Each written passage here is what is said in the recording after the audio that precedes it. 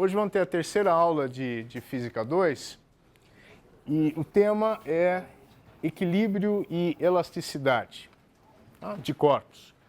Então, para fazer uma conexão com as duas primeiras aulas que foram basicamente sobre gravitação, vamos voltar um pouco antes, ou bem antes da época de Copérnico e Galileu, e vamos voltar a Arquimedes, né? Arquimedes, talvez o primeiro físico da história, disse, ou pelo menos é atribuída aquela frase de dai-me um ponto de apoio que eu levanto o mundo, né? Para explicar o poder de algumas máquinas simples, no caso as alavancas. Então, certamente, isso aqui é uma situação que é muito hipotética, porque cadê o ponto de apoio para você erguer a Terra, o mundo, como Arquimedes dizia? O que ele queria dizer com isso, na verdade, não importa a massa, dependendo do ponto de apoio, eu posso criar um sistema que pode erguer essa massa, ok? Isso, evidentemente, que a força, peso e uma massa tem a ver com a atração gravitacional da Terra e, bom, e qual que é a força sobre este mundo aqui? Isso é apenas uma parábola. Uma coisa que Arquimedes não comentou, ou não se preocupou, é que, esta alavanca tem que ser extremamente rígida, dura, forte, sofrer tensões enormes para poder levantar o mundo. Então, a primeira parte da aula vai ser sobre equilíbrio, exatamente porque o problema da alavanca é um problema basicamente de equilíbrio, de forças e torques. E a segunda parte da aula, nós vamos falar um pouco de elasticidade dos corpos, e aí a gente, de novo, volta à questão de, quão forte, quão resistente tem que ser uma alavanca para suportar certas tensões, como no caso aqui, para Arquimedes levantar o mundo. Então vamos à primeira parte da aula. E aí, como eu voltei no tempo, né, para fazer o link entre esta aula e as anteriores, vamos voltar um pouco também no conteúdo. Então, esse aqui é um velho conhecido de vocês, o bloco inclinado. Então, no bloco inclinado, num plano inclinado. Então, eu tenho o plano inclinado, o bloco aqui. Vocês já sabem que eu tenho a força-peso do bloco, a componente ao longo do plano inclinado é mg seno θ, a força normal é n mg cosseno de θ, e aqui a força de atrito é igual ao coeficiente de atrito vezes a força normal. Muito bem, então eu posso fazer a seguinte pergunta: qual é o ângulo máximo para o bloco não se deslocar? No caso, significa deslizar. A, para o coeficiente de atrito estático igual a 0,57, que é o caso aproximadamente de aço sobre aço sem lubrificação, sem um óleo lubrificante. E B, para μ igual a 1,73, que é, por exemplo, o coeficiente de atrito de silicone sobre plástico, sobre uma superfície de plástico. Olhando pelo Google, dá para notar que existe uma lenda urbana de que μ não pode ser maior que 1. Isso é bobagem, ok? Então vamos lá. A solução, simples. A força de atrito tem que ser igual à componente da força da força-peso ao longo do plano inclinado. As duas têm que se contrabalançar. Né? Caso contrário, se esse componente for maior do que a força de atrito, então o bloco se desloca, ou seja, desliza. Eu corto, então, mg dos dois lados, eu chego que o coeficiente de atrito máximo é igual à tangente do ângulo do plano inclinado. Ok? Então, dado o coeficiente de atrito, que é uma propriedade conjunta dos dois, do corpo e da superfície, eu encontro que para 0,57 esse ângulo aqui é de 30 graus. Por 1,73, o outro coeficiente de atrito, esse ângulo é de 60 graus. Certo? Depende. Depende porque observem a forma deste bloco. Ele é mais alto do que largo. Então, se eu olhar para a situação de 60 graus, né? Aqui a superfície de plástico, esse bloco aqui de silicone, nós observamos que a força-peso, né? que é uma força aplicada aqui no centro de massa, está para fora da base do bloco. Então, o que acontece? Essa força exerce um torque, né? Que vai fazer com que o bloco tombe e, eventualmente, deslize um pouco. Tá? Então, o bloco sim se desloca, tá? Por causa da forma dele, da posição do centro de massa dele. Se a inclinação for muito grande, a força de atrito estático ainda equilibra a componente da força-peso ao longo do bloco, mas esse bloco fica estável, parado, se ele estiver nessa posição. Porque observe agora que, se eu olhar para o vetor de força-peso aqui a partir do centro de massa, ele ainda está para cá da base. Ele não vai tombar assim. Mas nessa posição, ele tomba. Tá? Então, a aula de hoje é sobre esse questão de equilíbrio entre, também, equilíbrio da força-peso e equilíbrio do torque, dos torques devido a forças externas. Formalizando isso um pouco mais, esse nosso problema aqui. Um corpo rígido, que nem aquele bloco, está em equilíbrio se o momento linear P e o momento angular L têm valor constante. Essa definição não exige que o corpo esteja em repouso, ok? Ou seja, P e L não são necessariamente zero, mas sim constantes. Se agora, além disso, P e L, né, o momento angular e o momento linear forem de fato zero, nulos, então nós temos o que a gente chama de equilíbrio estático. Okay? E a maior parte da aula aqui vai ser sobre essa condição de equilíbrio estático. Aí, voltando a essas equações que vocês já conhecem do curso de Física 1, né, a translação do centro de massa de um corpo, né, eu tenho aqui, é regida por essa equação aqui, em que a variação do momento linear é igual à somatória das forças externas e a rotação em torno do centro de massa, né, essa segunda lei de Newton para o movimento de rotação, vai ser comandado pelo somatório dos torques devido às forças externas. Okay? E as condições de equilíbrio são essas, que a somatória das forças externas seja nula, mas que também a somatória dos torques devido às forças externas seja nula. Isso significa o quê? Significa, se isso for zero, não há variação do momento linear, nem variação do momento angular. Condição de equilíbrio, e de novo, frisando que, quando ainda por cima P e L são nulos, nós temos o equilíbrio estático.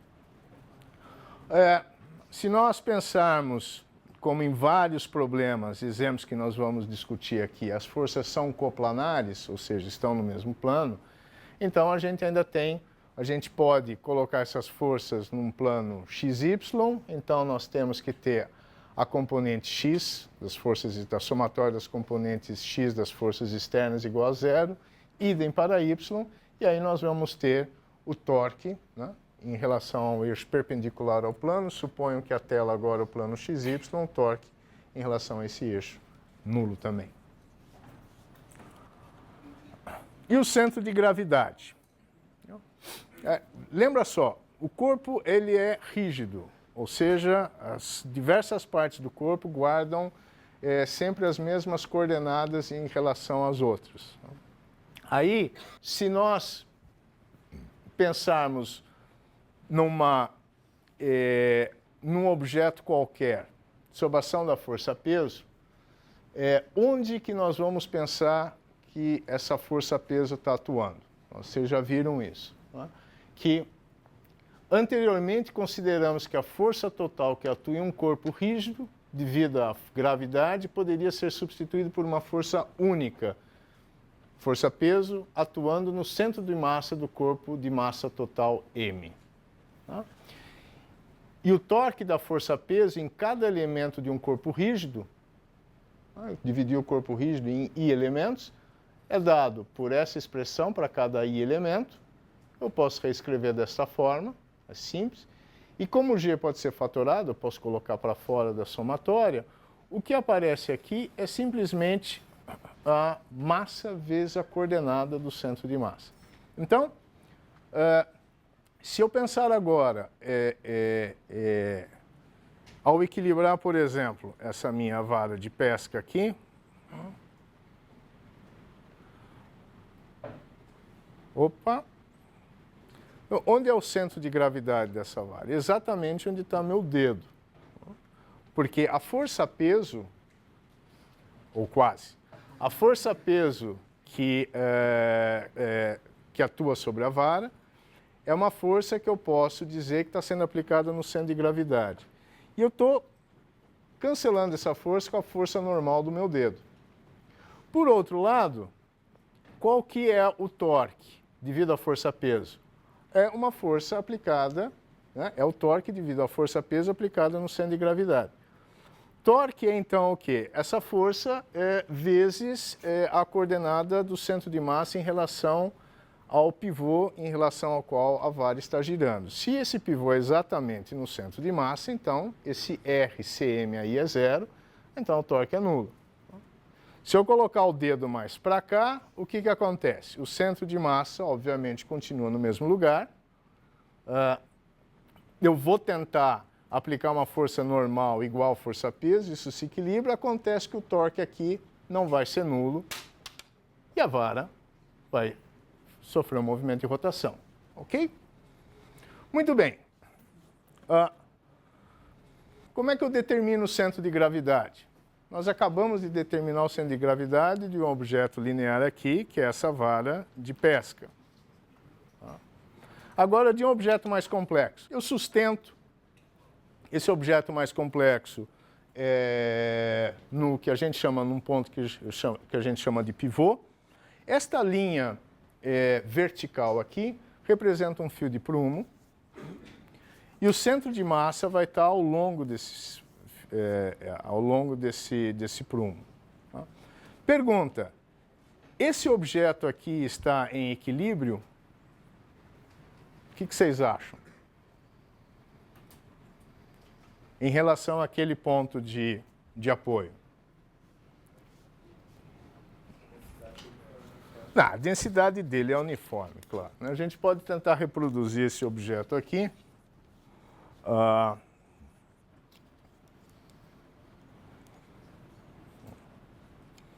E aí, é mais ou menos essa situação que eu tenho, correto? Isso aqui está em equilíbrio ou não? Se eu soltar, o que vai acontecer? Vai rodar um pouco. Então, aqui o centro de massa está ao longo desta linha aqui. Aí eu sustento esse objeto em torno de outro ponto. Então, o centro de massa vai estar ao longo dessa linha aqui. Portanto, vai estar na intersecção dessas duas. Se eu pendurar num outro ponto, então, esta linha aqui vai cruzar exatamente no cruzamento das outras duas. Na animação em PowerPoint, simplesmente eu entorto isso aqui, ok? Então, assim a gente determina o centro de gravidade desse objeto. Agora, como é que os corpos se comportam tendo sob a ação de uma força-peso e tendo um centro de gravidade? Então, nós podemos ver as três situações possíveis de equilíbrio nesse exemplo aqui, em que eu tenho uma lata qualquer, um cilíndrica, e eu tenho um peso, um bloquinho preso por dentro na lateral. Então, o que acontece aqui? O centro de massa, o centro da lata é esse O aqui. O centro de massa está um pouco abaixo. Porque faz parte desse corpo esse bloco, que puxa, entre aspas, o centro de massa para baixo. O que acontece se eu deslocar essa lata para o lado? Girar ela um pouco. O que acontece é que esse corpo é deslocado e sofre a ação de uma força ou torque no sentido contrário do deslocamento e volta para a posição de equilíbrio. Por exemplo, se eu empurrar essa lata para lá, o que vai acontecer? Esse bloco aqui sobe nesse sentido aqui, correto? E aí vai aparecer um torque que vai puxar a lata de volta para a situação de equilíbrio. Neste caso aqui, eu coloquei diametralmente oposto ao primeiro bloco um outro bloco. E o centro de massa volta a estar no centro aqui. E aí esse corpo aí, então, as forças externas, no caso a força-peso, uma delas a força-peso, ela vai estar atuando no centro de massa. Tá? E o torque também. Tá ok? Então, o torque vai ser sempre nulo, porque o centro de massa, a lata gira em torno desse ponto O aí. E o torque está sendo, a força externa, a força-peso está sendo aplicada exatamente no centro de massa. Então isso aí não vai, o torque é zero. É mg vezes posição do centro de massa em relação ao ponto de giro, no caso é zero. Esse é o que a gente chama de equilíbrio indiferente. O equilíbrio independe do deslocamento. Eu empurro ela um pouquinho, ela vai ficar assim. Empurro, vai ficar assim, parada. Boa. Agora, o equilíbrio instável, que nós temos aqui, ó.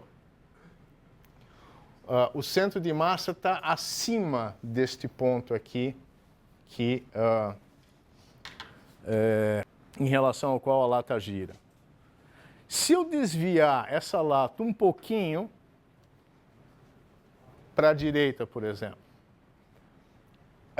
este bloco aqui vai estar deslocado aqui para a direita e vai aparecer, ó, o centro de massa se desloca para cá, vai aparecer o que? Um torque.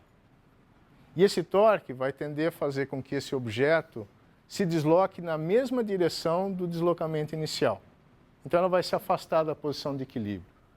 E esse é um equilíbrio instável, né? O corpo é deslocado e sofre ação de uma força ou torque no mesmo sentido do deslocamento e não retornando à posição de equilíbrio. Ok? Então, esse é o objetivo de malabaristas, por exemplo, que tem aquela vara, né, para ajudar o equilíbrio, porque aqui, esse famoso pássaro aqui, que eu acho que todo mundo conhece, que é uma brincadeira que você pode fazer no almoço de domingo na família, pega 2 garfos, entrelaça com um palito de dente, e o que acontece é que o centro de massa aqui está em algum lugar aqui embaixo, tá, fora do corpo, que nem no caso do metro aqui que eu abri. E aí o que acontece? Se eu aplicar aqui, deslocar o centro de massa um pouco, o torque que vai aparecer, porque o centro de massa agora vai estar à minha esquerda, né? Ele vai fazer com que ele oscile de volta em direção à posição de equilíbrio. Como ele oscila para cá, aí vai aparecer um torque, vai tender a fazê-lo voltar sempre para a posição de equilíbrio e essa amplitude da oscilação vai diminuir. Aliás, oscilações nós vamos ver para frente durante esse semestre. Tá ok? Ou então, uma outra situação parecida, mais próximo do malabarismo, é aquela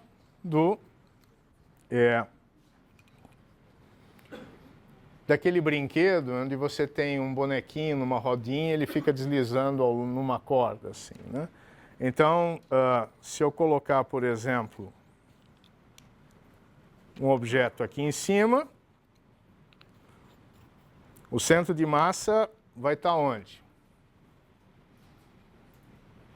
Vai estar por aqui, assim, acima do ponto de equilíbrio aqui. Então, se eu fizer aqui a cordinha, posso ficar tentando aqui o quanto eu quiser.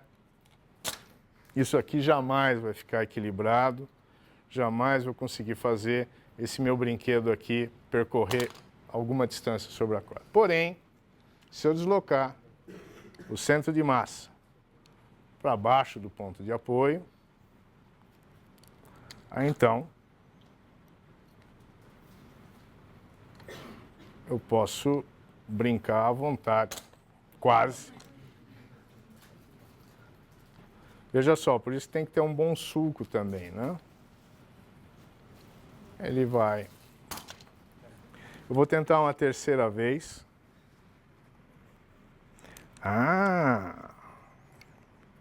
O aparelho estava com defeito. Tinha que apertar melhor um parafuso. E aí a gente pode brincar à vontade.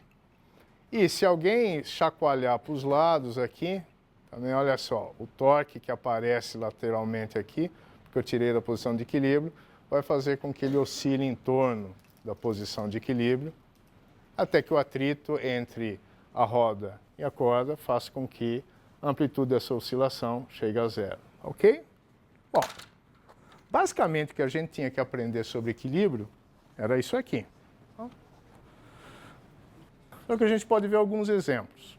Um exemplo parecido com o nosso bloco sobre o plano inclinado, que é a Torre de Pisa, que vocês sabem que inclina, e aí ela tem uma altura de 55 metros, o diâmetro dela é de 7 metros, e esse deslocamento aqui, da parte de cima da torre, já é de 4,5 metros em relação à posição original.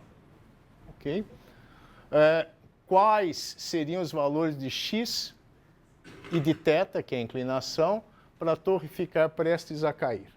Ela ainda não está prestes a cair. Então, nós temos que transformar a Torre de Pisa num esquema que a gente possa entender um pouco melhor.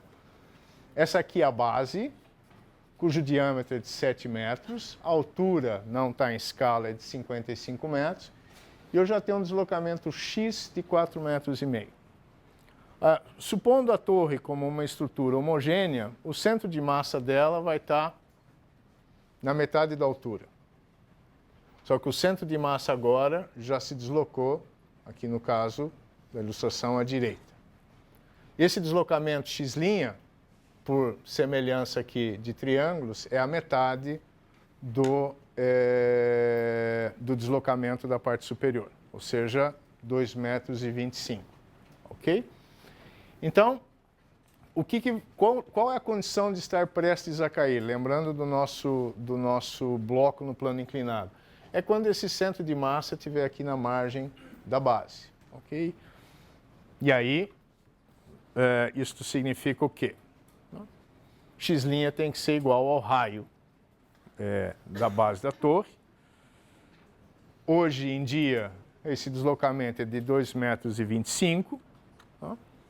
Logo, esse x' aqui tem que aumentar ainda de 1,25 metros, porque quando ele aumentar mais 1,25 metros esse deslocamento aqui, eu vou chegar a 3,5 metros. Tá? E x, portanto, lá em cima ainda tem que aumentar o dobro. Ok? E se eu pegar, então, esse deslocamento total de x aqui, que vai ter que ser de 7 metros, ou seja, o centro de massa vai estar exatamente na beira aqui do raio, 3,5 metros, o diâmetro são 7 metros, lembre-se, né? Vai corresponder a um ângulo cuja tangente, que é exatamente esse deslocamento aqui, dividido pela altura, é de aproximadamente 7,6 graus. Aí, certamente o problema real é mais complicado. Por quê? Porque essa torre não está solta sobre, sobre a superfície. Ela tem fundações. Tem um problema talvez também que antes que chegue essa inclinação, por problema de resistência de materiais, devido à força-peso de certas partes da torre, comecem a cair pedaços. Então é um problema complicado e não está mais liberado. 20 anos atrás ainda se podia subir na torre, hoje em dia já não se pode mais por questões de segurança. Exemplo 2. A barra de tamanho L, então a barra de tamanho L, e uma massa em forma de bloco aqui sobre essa barra, de massa 1,8 kg, se apoia em duas balanças. Aí, desculpa, e um bloco de massa 2,7 kg, não está em bloco, é a massa da barra que eu falei no início, se apoia na barra a 1/4 da distância da balança esquerda, como está o diagrama aqui. Quais as leituras nas balanças? Então, é um exercício numérico e eu vou tentar generalizar isso um pouco na lousa aqui. Eu vou complicar um pouco esse problema numérico, cuja resposta eu já posso até adiantar. Eu tenho que fazer equilíbrio das forças, dos torques, ambos, né, somatórios têm que dar zero. Então eu tenho duas incógnitas, que é a força normal da balança da esquerda, a força normal da balança da direita. Tenho duas equações e eu encontro esse resultado numérico aqui. Agora, se nós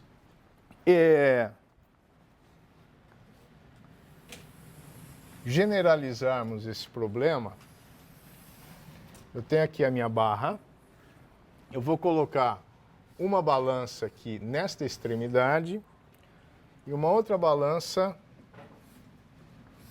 neste ponto aqui. O centro de massa da barra está aqui. E agora eu vou colocar um bloco. Ok? Cujo centro de massa está aqui. Ok? Então eu tenho... quais são as forças que aparecem aqui? Força normal da balança da direita, a força normal da balança da esquerda, a força peso, lembre-se que eu aplico no centro de massa de cada corpo desta barra aqui, que eu agora vou chamar de M1, a massa dela, e a força peso do bloco. Okay? Eu vou escolher como origem do meu problema, o pivô, ponto de pivô para esses problemas de equilíbrio, a balança da esquerda. Que dados eu ainda preciso para o meu problema aqui? O comprimento da barra é L, ok? A distância da extremidade esquerda da barra, a balança da esquerda é D, e a distância desse bloco, o centro de massa dele, a balança da esquerda, o ponto de apoio aqui, é X. Ok? Isso significa aqui o seguinte, a leitura das balanças, ou seja, as forças normais, subíndice E, subíndice D, vão variar conforme a posição deste bloco aí. Tudo bem? Segunda coisa, como a balança da esquerda não está na extremidade da barra, dependendo das massas, eu posso colocar esse bloco à esquerda da balança da esquerda. É um problema bem um pouco mais genérico do que esse que nós vimos aí. Então, qual que é a solução disso aí? Primeiro, igualzinho como no exemplo numérico, a somatória de forças tem que ser igual a zero. Então, por um lado, ou melhor, por um sentido, y positivo, eu tenho as duas forças normais, e depois na mesma direção, no sentido contrário, as duas força-peso. Ok? A outra condição de equilíbrio é que a soma dos torques seja nula. Muito bem. Então eu escolhi aquele ponto azul como meu pivô, em relação ao qual eu vou analisar o problema. Isso significa, que eu vou colocar na linha de baixo aqui, o torque devido a ponto de apoio, a força normal da balança da esquerda, é a força normal vezes zero, que é a distância de aplicação dessa força em relação ao pivô. Ok? Não preciso me preocupar com isso aqui. O torque devido à força normal da balança da direita é igual a isso aí. A distância entre a balança da direita, onde a força normal devido a ela está sendo aplicada ao sistema, dista L menos D do meu pivô, correto? Muito bem.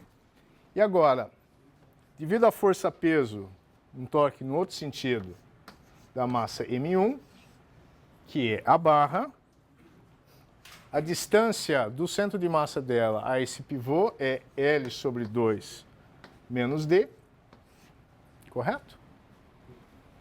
E ainda aqui embaixo, o torque devido à força-peso sobre o bloco vai ser a força-peso vezes x, que é a distância do centro de massa do bloco em relação ao pivô. Ok? Muito bem. Então, democraticamente, vamos ao outro lado. Eu tenho que isolar agora essas expressões para achar ND e NE.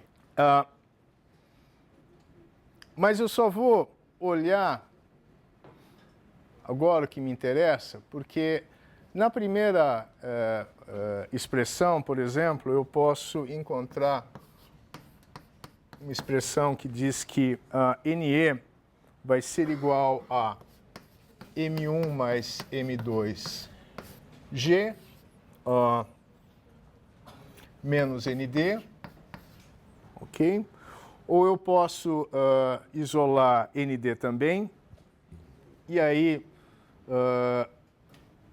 eu resolvo a equação do torque, onde NE não entra, acho ND, substituo nessa expressão aqui, que eu estou reescrevendo a somatória das forças iguais a zero, eu acho NE. Mas muito bem. Agora, vamos pensar no seguinte. Eu quero deslocar esse bloco em cima da barra para que a situação esteja sempre em equilíbrio. Isso significa o seguinte: eu posso deslocá-lo à esquerda da balança da esquerda e o sistema continuar em equilíbrio?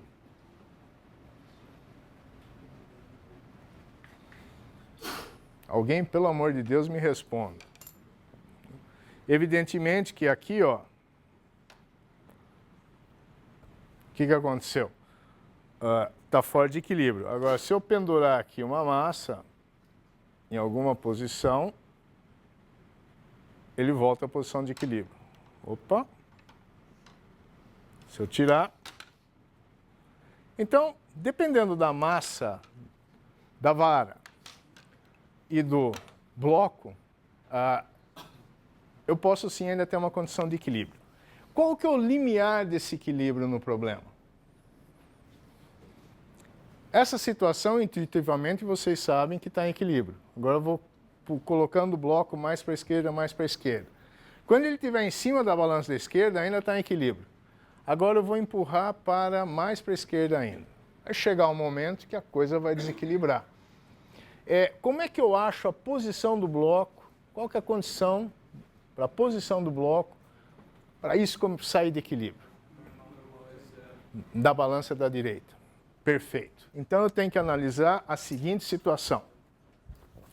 Eu tenho que olhar para a força normal da balança da direita na expressão para a somatória dos torques igual a zero e isolá-la para a condição igual a zero. Então eu tenho aqui, na verdade, essa expressão aqui. G1 é comum.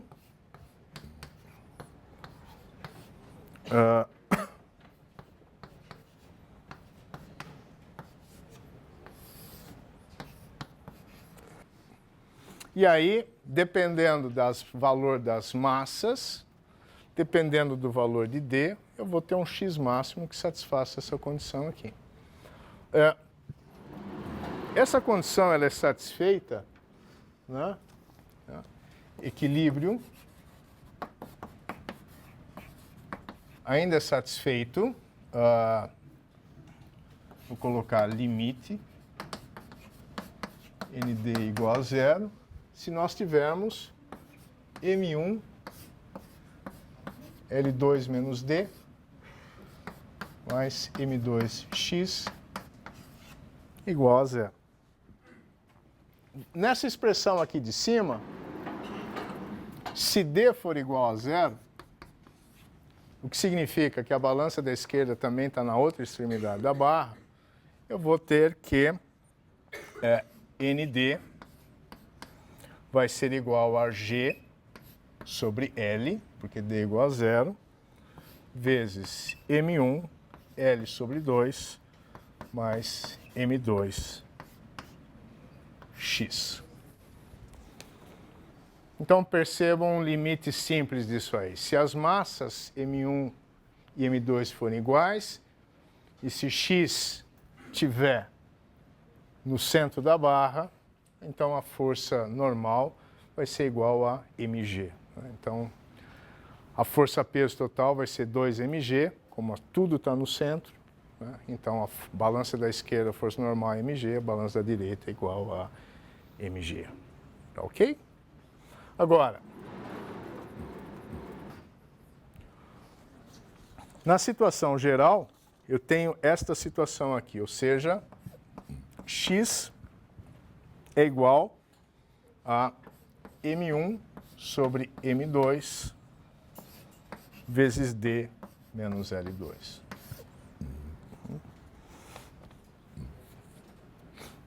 E aí, então, nós podemos ver algumas coisas assim. Por exemplo, se D for igual a L2, ou seja, a balança da esquerda está embaixo do centro de massa da barra, eu vou ter que x é igual a 0, certo? Agora, se D for igual a L sobre 4, ou seja, estiver mais ou menos nessa posição que está desenhada, entre metade do caminho entre a extremidade da esquerda e o centro de massa, eu vou ter que x vai ser igual a menos m1 sobre m2 L sobre 4. Vou colocar aqui para cima para a gente enxergar melhor. Ops, piorou. Significa que o quão à esquerda esse bloco pode ser deslocado para o sistema ainda continuar em equilíbrio vai depender da relação das massas. Vocês podem verificar depois, com calma, que, de fato, se as duas massas forem iguais, sim, eu consigo fazer com que esse x ser negativo é 1/4 do comprimento da barra e as coisas entram em equilíbrio. Tá ok? Muito bem.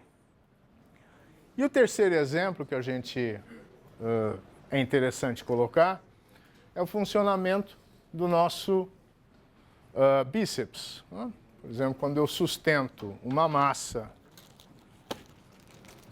e deixo ela em equilíbrio aqui,